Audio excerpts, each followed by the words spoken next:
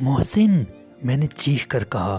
پھر میں نے وہ خنجر دیکھا جو محسن کے سینے میں پیوست تھا، لیکن نشانہ خطا ہو جانے کے باعث دل سے بہت اوپر شانے کے قریب لگا تھا۔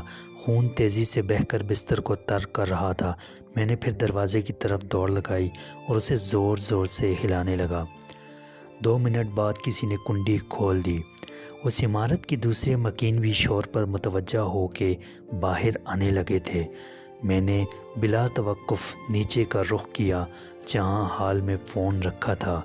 پہلے ڈاکٹر کو اور پھر پولیس کو بلانے کے بعد میں واپس کمرے میں آیا۔ اس وقت تک کمرے میں 4 افراد جمع ہو چکے تھے۔ ان میں سے ایک نے زخم پر تولیہ رکھ کے خون روکنے کی واجبی سی کوشش کی تھی۔ باقی لوگ وہ تفصیلات جاننا چاہتے تھے جو خود مجھے معلوم نہیں تھیں۔ محسن کا زخم خطرناک نہیں تھا۔ آدھے گھنٹے بعد مجبوراً میں نے اسے ہسپتال میں چھوڑا کیونکہ پولیس مجھ سے تفتیش کے لیے بے چین تھی۔ ایک بار پھر میرا واسطہ اسی سراغ رساں سے پڑا جس نے مجھے پہلی مرتبہ گرفتار کیا تھا۔ مسٹر بخت، وہ مجھے غور سے دیکھ کر بولا، تم شیطان کی طرح شہرت حاصل کرنے لگے ہو، یہ چکر کیا ہے؟ چکر کچھ نہیں، میں نے تلخی سے کہا، لندن کی پولیس نااہل ہے، تم سب کالوں کے قاتل ہو۔ اس نے سوچے سمجھے بغیر میرے تھپڑ رسید کر دیا۔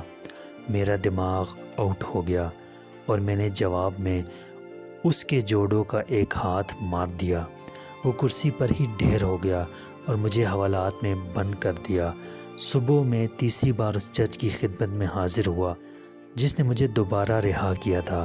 وکیل نے یہ تو ثابت کر دیا کہ محسن پر حملہ دراصل مجھ پر حملہ تھا۔ محسن میرے کمرے میں میرے بستر پر اور میرے کپڑوں میں تھا، چنانچہ وہ نامعلوم حملہ آوروں کا نشانہ بنا، لیکن خوش قسمت تھا کہ زندہ بچ گیا۔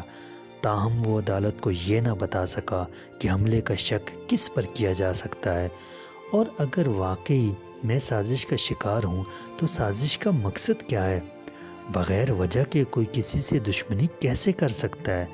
محسن کے بیان سے میری پوزیشن مزید صاف ہو گئی، مگر ایک پولیس افسر پر حملہ کرنے کے جرم میں مجھے 1 ماہ قید محض کی سزا سنا دی گئی، جسے جج نے معطل رکھا اور کہا کہ اگلی مرتبہ ایسی ہی واردات میں ملوث ہونے پر مجھے سیدھا جیل بھیج دیا جائے گا۔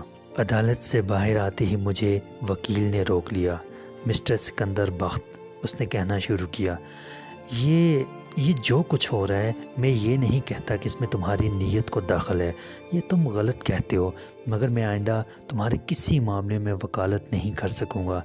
پولیس کے پاس تمہاری فائل موٹی ہوتی جا رہی ہے، اور وجہ کچھ بھی ہو، لیکن حقیقت وہی ہے جس کے اظہار پر کل تم نے اس پولیس افسر کو ناک آؤٹ کر دیا تھا۔ تم واقعی شیطان کی طرح شہرت حاصل کر رہے ہو۔ مجھے معلوم ہے، میں نے تلخی سے کہا، اب تک تم نے میری مدد کی، اس کا شکریہ۔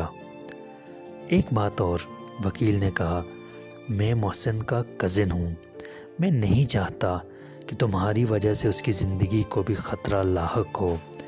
وہ کھاتے پیتے والدین کا لڑکا ہے، تعلیم محض شوقیہ حاصل کر رہا ہے، شوق کی خاطر جان سے جانے میں کوئی عقل مندی نہیں۔ میں اس کے والدین کو فون کر رہا ہوں کہ وہ محسن کو لے جائیں، تمہیں کوئی اعتراض ہے؟ محسن میرا بچپن کا سب سے عزیز دوست بھی ہے اور محسن بھی، میں اعتراض کیسے کر سکتا ہوں؟